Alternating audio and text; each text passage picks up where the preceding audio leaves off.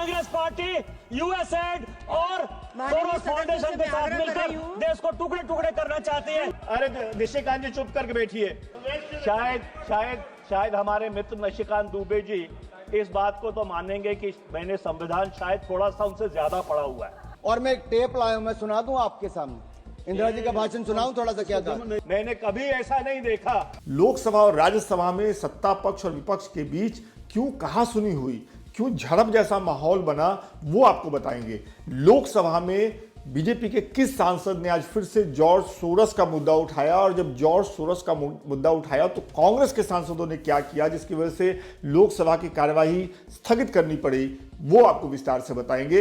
राज्यसभा में कांग्रेस सांसद सोनिया गांधी खड़ी हुई और खड़े होकर के उन्होंने कौन सा मुद्दा उठाया, यूपीए सरकार के समय चलाए गए किस योजना को रोक दिए जाने का जिक्र सोनिया गांधी ने किया, वो भी आपको बताएंगे। राज्यसभा में पूर्व वित्त मंत्री पी चिदम्बरम जब बजट पर बोल रहे थे तो बजट पर बोलते हुए उन्होंने अमेरिका से वापस भारत भेजे गए भारतीयों का मुद्दा उठाते हुए ऐसा क्या कह दिया कि उनका जवाब देने के लिए फौरन राज्यसभा में नेता सदन जेपी नड्डा खड़े हो गए।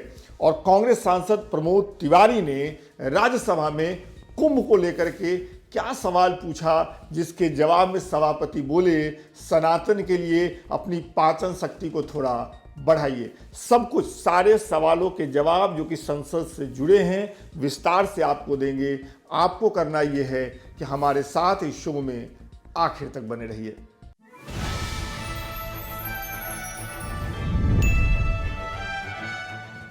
दस फरवरी 2025 संसद के बजट सत्र का 7वां दिन।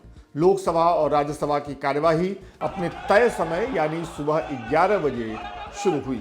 लोकसभा में स्पीकर ओम बिरला अपने आसन पर पहुंचे तो सत्ता पक्ष की तरफ से नारेबाजी हुई और इस तरह से उनका स्वागत किया गया।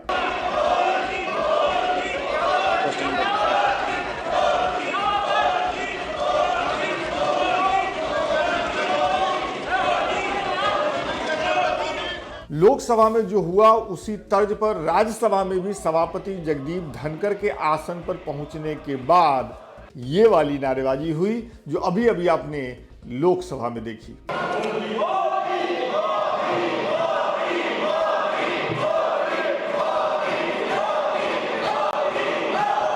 दिल्ली में आए चुनाव नतीजों का असर आज सुबह सुबह संसद के दोनों सदनों में नारेबाजी की शक्ल में देखने को मिला। अब यहां से एक एक करके आपको दोनों सदनों की कार्यवाही विस्तार से बताते हैं। लोकसभा में शून्यकाल के दौरान असम से बीजेपी सांसद दिलीप सैकिया ने चीन के दुनिया का सबसे बड़ा बांध बनाने का मुद्दा उठाया। अभी हाल ही में चीन ने ब्रह्मपुत्र नदी पर दुनिया का सबसे बड़ा बांध बनाने का ऐलान किया है। ब्रह्मपुत्र नदी तिब्बत से निकलती है और चीन से होते हुए अरुणाचल प्रदेश और असम से बहकर बांग्लादेश पहुंचता है। चीन में इस नदी की यारलुंग जम्बू कहते हैं। तिब्बत में बनने जा रहे इस बांध का असर भारत और बांग्लादेश दोनों पर पड़ेगा। ब्रह्मपुत्र नदी पर बनने वाले इस बांध को तिब्बत पठार के पूर्वी छोर पर हिमालय की विशाल घाटी में बनाया जाना है, जो कि अरुणाचल प्रदेश की सीमा के बेहद नजदीक है और इस इलाका रिंग ऑफ फायर जोन में आता है। ऐसे में इस जगह इतना विशाल निर्माण करना पर्यावरण और स्थानीय समुदायों के लिए भी बहुत बड़ा खतरा है। महोदय, इस इलाके में अक्सर भूकंप आते हैं। बांध के बनने से इकोसिस्टम पर अत्यधिक दबाव पड़ेगा, जिससे कई हादसे हो सकती है। भारत के उत्तर पूर्वी राज्यों और बांग्लादेश पहले से ही भयंकर बाढ़ की घटनाओं का सामना करते आ रहे हैं, लेकिन जलवायु परिवर्तन के कारण उन्हें और अधिक चुनौतियों जैसे भूस्खलन, भूकंप और बाढ़ आदि का सामना करना पड़ेगा, जो कि यहाँ की सभ्यता, पर्यावरण, संस्कृति और नागरिक जीवन के लिए बहुत ही बड़ा खतरा साबित होगा।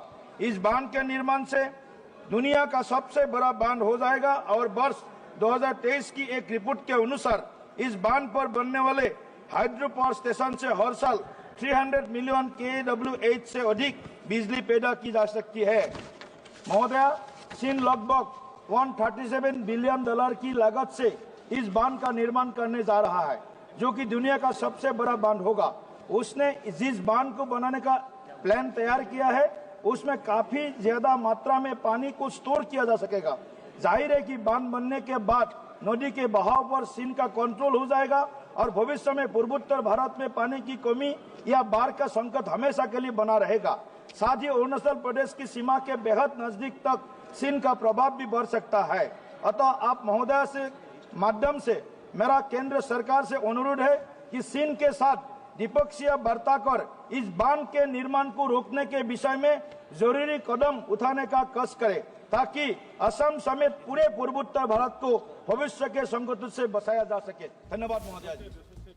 शून्यकाल के दौरान ही झारखंड के गोड्डा से बीजेपी सांसद निशिकांत दुबे ने जॉर्ज सोरस का मुद्दा उठाया। निशिकांत दुबे ने यूएस एड से लेकर यूनिस खान तक फंडिंग को लेकर सवाल उठाए और कांग्रेस पर सवाल उठाए, और ऐसा करते हुए उन्होंने कांग्रेस की नेता सोनिया गांधी को कटघरे में खड़ा करने की कोशिश की, और जिसके बाद जैसे ही उन्होंने किया उसके बाद लोकसभा में हंगामा शुरू हो गया। इस देश में कई संस्थाएं ह्यूमन राइट्स लॉ के नाम पर, शेरपा के नाम पर, coordination of democratic rights organisation के नाम पर, राइट ऑफ फूड कैंपेन के नाम पर, सेंटर ऑफ पॉलिसी रिसर्च के नाम पर, एसोसिएशन ऑफ डेमोक्रेटिक रिफॉर्म्स के नाम पर, नमामि के नाम पर और इकोनॉमिस्ट के नाते अमर सिंह के नाम पर इन सारे लोगों को यूएसएड पैसा देती है। और चाहे अग्निवीर हो, चाहे जातिगत जनगणना हो, इन सारे चीजों में कांग्रेस पार्टी यूएसएड और सोरोस फाउंडेशन के साथ मिलकर देश को टुकड़े टुकड़े करना चाहती है। मेरा आपके माध्यम से सरकार से आग्रह है कि इतने वर्षों में यूएसएड ने जिसको पैसा दिया उसकी जांच हो और उन सबों को सलाखों के पीछे रखे। आपने मुझे मौका दिया। जय हिंद, जय भारत। जबरदस्त हंगामे की वजह से लोकसभा की कार्यवाही दोपहर 2 बजे तक के लिए स्थगित करनी पड़ी। डीएम के नेता दयानिधि मारन बजट पर बोलते हुए कहने लगे कि सोए हुए को जगाया जा सकता है, लेकिन जो सोने की एक्टिंग कर रहा हो, सोने का नाटक कर रहा हो, उसे जगाना मुश्किल है। दयानिधि मारन के बाद कांग्रेस सांसद मनीष तिवारी ने बजट पर बोलते हुए सरकार को घेरा और इस दौरान उनकी सत्ता पक्ष के सांसदों से कहासुनी भी हुई। दुर्भाग्यपूर्ण बात है कि वित्त मंत्री यहाँ पे नहीं है कि ये जो 1,81,000 करोड़ रुपया है, वित्त राज्य मंत्री जी हैं और आपकी बात को सहमत कर रहे हैं। ऐसा है सभापति महोदय, इस सदन की परंपरा रही है, जब बजट का डिबेट होता है तो वित्त मंत्री सदन में बैठते हैं।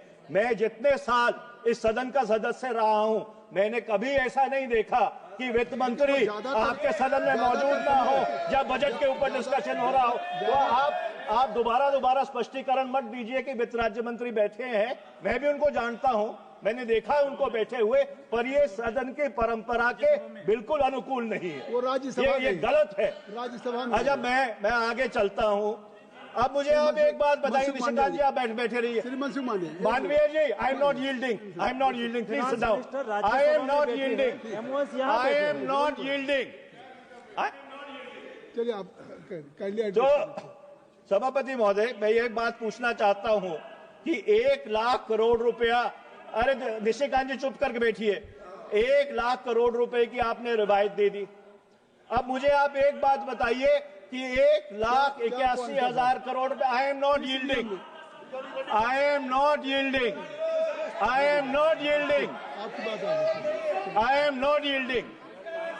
सभापति महोदय, मुझे एक बात बताइए कि 1,81,000 करोड़ रुपया जो आपने अनुमानित किया है कि टैक्सेस ऑन इनकम बढ़ेंगे, वो कहां से आएगा? सभापति महोदय इधर देखिए, सभापति महोदय इधर देखिए, उनको बिठाइए। एक मिनट, नहीं, नियमों में व्यवस्था प्रश्न मांगा है। मैं चेयर दे रहा हूँ। On what ground? Article 75 constitution of India. एक मिनट बैठ जाए, एक मिनट। हाँ बताइए। आर्टिकल 75 कॉन्स्टिट्यूशन ऑफ इंडिया वो ये कहता है कि काउंसिल ऑफ मिनिस्टर जो है वो सभी चीज का जिम्मेवार है। बार बार ये अपोजिशन हमारे वित्त मंत्री के ऊपर जो क्वेश्चन उठा रहा है, वो खुद वकील है, वो गलत बयानी कर रहे हैं सर। उनको कहिए कि इस तरह की बातें नहीं कहें। सभापति महोदय, शायद हमारे मित्र निशिकांत दुबे जी इस बात को तो मानेंगे कि मैंने संविधान शायद थोड़ा सा उनसे ज्यादा पढ़ा हुआ है। मैंने परंपरा की बात की थी, मैंने संविधान की बात नहीं की थी। तो मैं आपसे ये आपके समक्ष ये बात रख रहा था कि वित्तीय वर्ष 24-25 में सरकार ये कहती है कि उनके पास जो राजस्व आया, टैक्सेस और इनकम, 12,57,000 करोड़ रुपए आया। उनका अनुमान है कि 25-26 में ये 14,38,000 करोड़ रुपए आएगा। आपने 1 लाख करोड़ रुपए की तो करदाताओं को रियायत दे दी। अब मुझे आप एक बात बताइए, और मैं आपके माध्यम से सरकार से पूछना चाहता हूं, ये 1,81,000 करोड़ रुपया कहां से आएगा? इसका कोई जस्टिफिकेशन नहीं। मनीष तिवारी के बाद बीजेपी सांसद अनुराग ठाकुर बजट के पक्ष में अपनी बात रखने के लिए खड़े हुए। उन्होंने केंद्रीय बजट को आम जनता के लिए और देश के मिडिल क्लास को राहत देने वाला बताया। बजट पर बोलते हुए उन्होंने पूर्व प्रधानमंत्री इंदिरा गांधी के वक्त का एक टेप सुनाने की बात कही, उनका जिक्र किया, और ऐसा करते हुए उन्होंने एक टेप सुनाने की अनुमति सभा से मांगी, लेकिन चेयर ने उन्हें ऐसा करने से मना कर दिया। चेयर ने उन्हें ऐसा करने की अनुमति नहीं दी। देखिए क्या हुआ। मेरा तो उस समय जन्म भी नहीं हुआ था, लेकिन 28 फरवरी 1970, सर मैं जून 1975 की बात नहीं कर रहा जब इंदिरा जी ने इमरजेंसी लगाई थी, मैं 28 फरवरी 1970 की बात करता हूं जब इंदिरा गांधी जी ने बड़ी निर्ममता के साथ इस देश के सामने मिडिल क्लास पर टैक्स लगाने की घोषणा की थी। और मैं एक टेप लाया हूं, मैं सुना दूं आपके सामने। इंदिरा जी का भाषण सुनाऊं थोड़ा सा? क्या था? नहीं, जमा कर दीजिए, नहीं जमा कर, आप जमा कर दीजिए। नहीं, इनमें से बहुत सारे नहीं, आप सर, अपनी बात, इंदिरा जी ने नहीं सर, ये कांग्रेस पार्टी, कहां मैं इजाजत दे रहा हूं? आप बढ़िए। सर कांग्रेस चाहती है कि इंदिरा जी की टेप ना चले, नियम कहता है कि ना चले, लेकिन मैं आंकड़ा जरूर बताना चाहता हूं कि कैसे इंदिरा जी ने एक और तो इमरजेंसी लगाकर काला अध्याय दिया, लेकिन दूसरा 28 फरवरी 1970 को सरकार के टैक्स स्ट्रक्चर को देख लीजिए, जहां पर कमाई करने वाले जिनको दिन रात मेहनत करते थे उनको डायरेक्ट टैक्स 97.5% लगा दिया गया था। 97.5% टैक्स लगा दिया था। और सर मैं सुप्रिया जी से पूछना चाहता हूं, मनीष तिवारी जी और अन्य विपक्ष के नेताओं से पूछना चाहता हूं, उस समय का 97.5% टैक्स ठीक था या आज नरेंद्र मोदी जी की सरकार में 0 टैक्स ठीक है? उस समय 5,000 के बाद इतना टैक्स लग जाता था।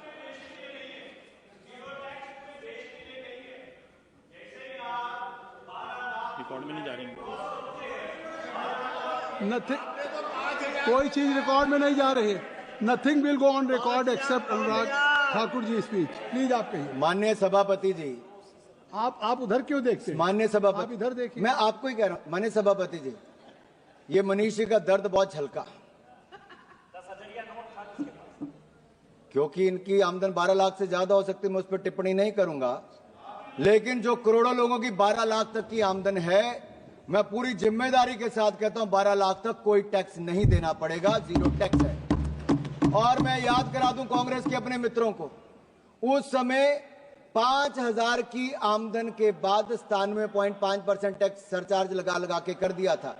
और काला धन अगर किसी के कारण इकट्ठा हुआ, भाई निशिकांत दुबे जी को याद होगा, प्रणब मुखर्जी ने जो अपना व्हाइट पेपर दिया था, उस सब में कहा गया था कि काला धन के पीछे कारण क्या है, तो उस समय की कांग्रेस की नीतियां थी जो काला धन करने के लिए काम करना पड़ता था। यही दिया था कि नहीं दिया? अगर ये सब इनके समय, सर हम तो देश के लोगों को ईमानदारी से टैक्स देने की बात कर रहे हैं और देश के टैक्स पेयर का धन्यवाद करते हैं, वो ईमानदारी से टैक्स दे रहे हैं, तो आज जाकर जनता को पक्का मकान भी मिल रहा है, शौचालय भी मिल रहा है, पानी भी मिल रहा है, अनाज भी मिल रहा है। ये मिल रहा है क्योंकि एक ईमानदार सरकार नरेंद्र मोदी जी के नेतृत्व में चल रही है। लोकसभा में बजट पर चर्चा ऐसे ही चलती रही। इसी चर्चा के बीच अब आपको मैं लेकर के चलता हूं राज्यसभा, क्योंकि ये संसद रिपोर्ट है, लिहाजा लोकसभा के साथ साथ राज्यसभा में कैसा माहौल है, राज्यसभा में क्या कुछ हो रहा है, ये भी आपको बताते रहने की जिम्मेदारी अपनी ही है। तो चलिए राज्यसभा का रुख करते हैं। तो राज्यसभा में शून्यकाल के दौरान बीजेपी सांसद संजय सेठ ने देश की बड़ी आबादी से जुड़ा एक बड़ा ही जरूरी मुद्दा उठाया। मैं इस सदन के माध्यम से इंश्योरेंस कंपनीज और हॉस्पिटल द्वारा की जा रही अनैतिक लूट की ओर सरकार का ध्यान आकर्षित करना चाहता हूं। आज देश भर में बीमा धारकों के साथ अस्पतालों और बीमा कंपनियों की मिलीभगत से इलाज की लागत बढ़ाई जा रही है। एक ही ऑपरेशन के अस्पताल बिना बीमा वाले मरीज से 40,000 रुपये लेता है, लेकिन बीमा धारकों के साथ वही बिल 65,000 कर दिया जाता है। इससे बीमा कंपनियों को ज़्यादा भुगतान करना पड़ता है और हॉस्पिटल्स और बीमा कंपनी दोनों फ़ायदा उठा रही हैं। बीमा कंपनियों द्वारा क्लेम की स्वीकृति में भी बहुत देरी की जा रही है और अनावश्यक कटौती के साथ मरीजों का आर्थिक नुकसान कर रहा है। 2024 में 26,000 करोड़ रुपए के हेल्थ इंश्योरेंस के क्लेम जो हैं वो कैंसिल कर दिए गए हैं। ये भी देखा गया है कि कैशलेस क्लेम की मंजूरी देने में बीमा कंपनियों को 6 घंटे से अधिक का समय लगता है, जबकि IRDAI के दिशा निर्देशकों के अनुसार 1 घंटे में इसको पूरा करना चाहिए। इसके अलावा अस्पताल, मेडिकल उपकरण और दवाइयाँ थोक में 25 से 30% छूट पे मिलती हैं, जबकि अस्पतालों से बीमा कंपनियों को पूरे MRP पे मिल रहा है, तो 25-30% और उसके अंदर उनको ज़्यादा पेमेंट मिलता है। तो इस सब को देखते हुए मैं सरकार से ये ध्यान दिलाना चाहता हूँ कि वो सभी अस्पतालों में इलाज के लिए एक स्टैंडर्ड रेट के हॉस्पिटलाइजेशन का तय करें, ताकि बीमा धारकों और बिना बीमा करने वाले मरीजों के साथ भेदभाव ना हो। राज्यसभा में प्रश्नकाल के दौरान कांग्रेस सांसद प्रमोद तिवारी ने कुंभ के दौरान प्रयागराज जाने वाली फ्लाइट के किराए का मामला, बढ़ी हुई फ्लाइट किराए का मामला उठाया। इससे पहले कि आपको प्रमोद तिवारी का सवाल और मंत्री का जवाब सुनवाएं, ये बताएं कि इस दौरान सभापति जगदीप धनखड़ और विपक्षी सांसदों के बीच हल्के फुल्के अंदाज में कुछ गंभीर बातें हुई। देखिए। My friends in the Congress party, number of them want to ask questions. I am going by precedence in terms of what I received. Shri Pramod Tiwari. He president. Rajiv Shukla ji wanted to ask a question. Renuka ji, my very dear friend, Renuka ji and me were together. She wanted to ask a question, even leader of the opposition, but Pramod ji gave in precedence to that Pramod Tiwari.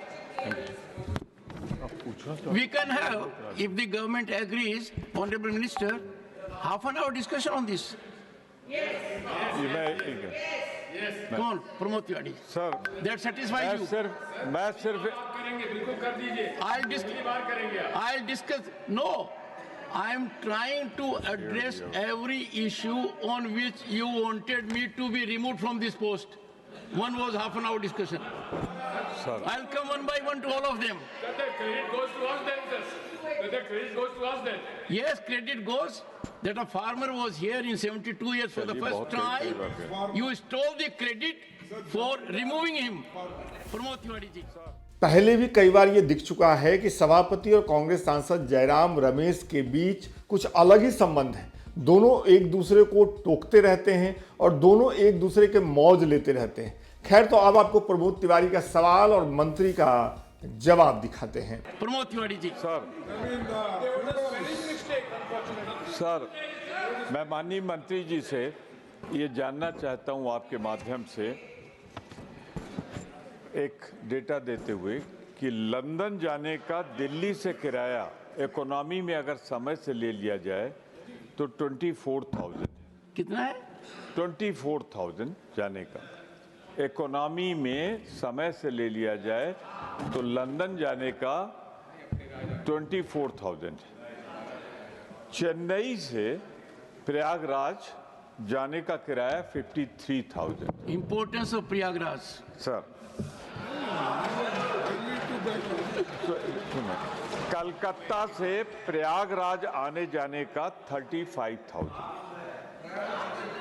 Hyderabad, Mumbai और दिल्ली से यात्रियों का किराया 47,500 रुपए। बेंगलुरु से premium की बात कर रहे हैं? Economy. Economy in at what time? What time मतलब आगे तो रोज तो ऐसा नहीं होता है। मैं फिर आपसे कह रहा हूँ महाकुंभ के दौरान, महाकुंभ के कारण, महाकुंभ के 144 साल के बाद आया है। तो ये सरकार आस्था और सनातन में विश्वास करती है या लूट में विश्वास करती है? यानी महाकुंभ के नाम पर जनता की जेब पे डकैती डाली जा रही है। आप प्रश्न पूछिए। Let the honourable member ask the question. Prayagraj का किराया क्या होना चाहिए? क्या मैं माननीय मंत्री जी से जानना चाहता हूँ, मेरा सवाल तो सुन लीजिए कि ये, हाँ वही मैंने कहा, मैं यही कहना चाहता हूँ, क्या माननीय मंत्री जी से मेरा अनुरोध है कि धर्म के नाम पर लूट बंद कर दें, सनातन के नाम पर लूट बंद कर दें और इन किराए को सब्सिडाइज करेंगे, सब्सिडाइज करेंगे या नॉर्मल दिनों के जो किराया है उससे ज्यादा से ज्यादा डबल वृद्धि। प्रमोद जी, आप तो प्रयागराज के निवासी हैं जी, थोड़ी सनातन के लिए पाचन शक्ति बढ़ाइए। Honourable minister. सर, एयरफेयर्स का पहले भी बताया था डिमांड ड्रिवन है। अब लंदन की प्रयागराज की बात हो रही है तो आपने उत्तर तो दे दिया है sir. Prayagraj is more important than London, that is why more people going there and specially this is a 144 years event, sir. It's a very special event for not just the Hindu people or Indians, but all over the world. People are trying to come there to one location. Crores of people are trying to come to one location, sir. So you can already see the demand. And I'll let you know what the government has done in terms of improving the capacity and infrastructure over there, sir. What used to be 6,700 square meters of terminal capacity there, in record time we have increased it up to 18,000 square meters, and what was connected to only 8 destinations before, we have increased to 15 destinations, and the movements of aircraft, what was 18, and we have increased up to 46 daily connectivity from that place. And this is the support that we are trying to give to the people who want to come to Prayagraj, sir, and this is just for these 45 days. And people who are talking about fares, if you look after Feb 26, it is 4,000 rupees only if you want to go. But this is a special event, and you have seen multiple times when these kind of situations arise, where there is a demand to go to a certain place in that certain location. And in fact, the member has also mentioned that समय सीमा पे लेते हो, time पे लेते हो तो जरूर वो उसका कम होता है, वो हर जगह होता है sir. It's a demand driven market. And we want to ensure, as much as we want to give the affordability to the passengers, the airlines also should be there. Imagine a position where the airlines are going bankrupt and out of the aircraft fleet, then how are we going to move the passengers? So it's a very sensitive balance that the government has to take up, and that approach is being followed. And whenever, and I have assured before also, sir, whenever there feels to be something which is totally outrageous, then the government is intervening. Government is talking to the airlines, we are sensitizing them, and we are ensuring that the fares are all reasonable. Thank you. Congress सांसद सोनिया गांधी शून्यकाल के दौरान खड़ी हुई और उन्होंने 2 मुद्दे उठाए। उन्होंने जनगणना के टाले जाने का मुद्दा उठाया और उन्होंने बताया कि इतिहास में पहली बार ऐसा हो रहा है। साथ ही उन्होंने यूपीए सरकार के समय का फूड सिक्योरिटी बिल और उसके दौरान किए जाने वाले, सरकार के द्वारा किए जाने वाले काम को न करने का मुद्दा उठाया और उन्होंने कहा कि सबको खाना मिले ये जरूरी है और इसी के लिए ये बिल यूपीए सरकार के समय लाया गया था। Honorable Chairman, thank you for giving me this opportunity to speak. The National Food Security Act, NFSA, introduced by the UPA government in September 2013, was a landmark initiative aimed at ensuring food and nutritional security for the country's 140 crore population.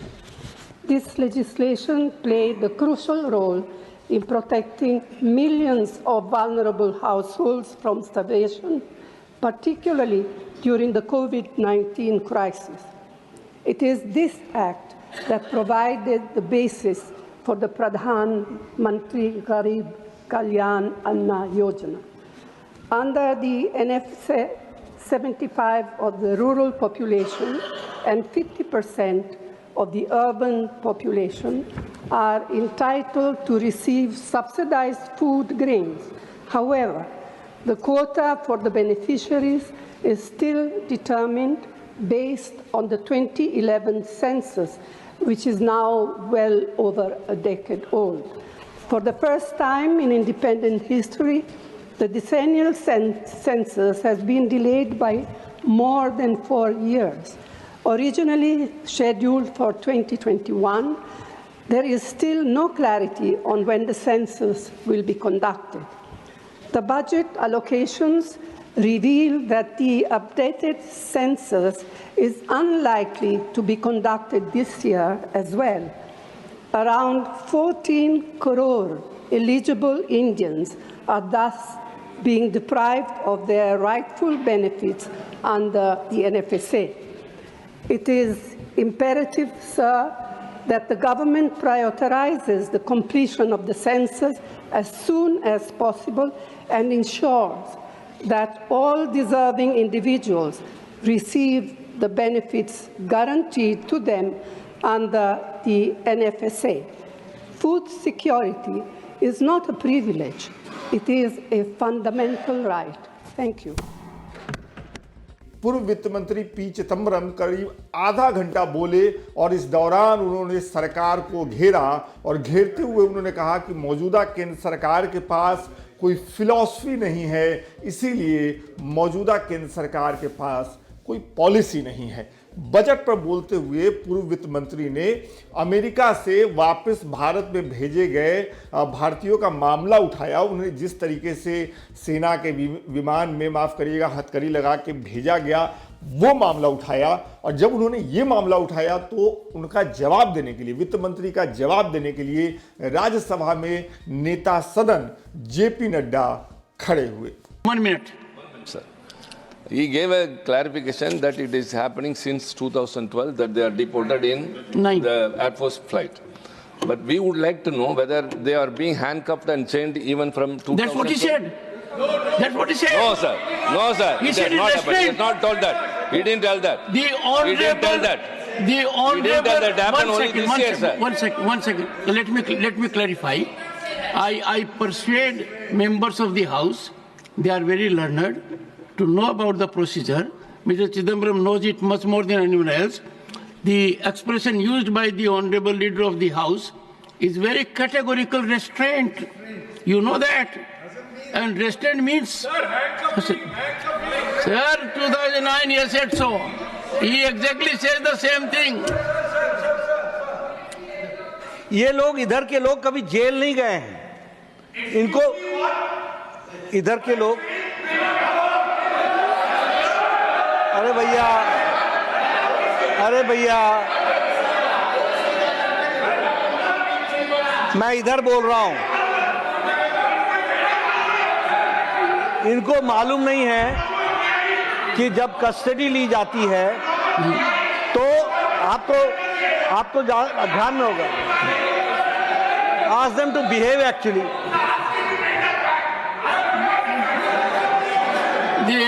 मुझे मालूम नहीं है शायद ये किसी जुर्म में गए होंगे, वो मुझे मालूम नहीं, लेकिन मैं यहाँ सार्थक बाबू मैं इधर की बात कर रहा हूँ, क्यों बीच में आ रहे हो? आप उधर की बात क्यों कर रहे हो? प्लीज इन्होंने जेल नहीं देखी है। कस्टडी में जब किसी को लिया जाता है, इसमें सारे एसओपीज लिखे हुए हैं। You have to follow those SOPs follow किए जाते हैं।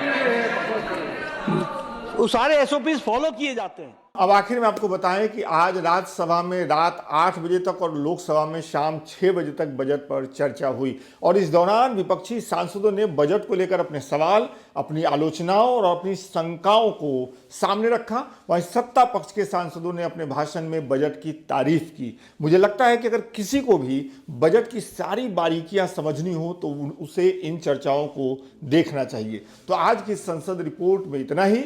कल एक और संसद रिपोर्ट लेकर हम आपके सामने हाजिर होंगे। तब तक के लिए कमेंट करके बताइए कि आज का शो कैसा रहा। बहुत बहुत शुक्रिया।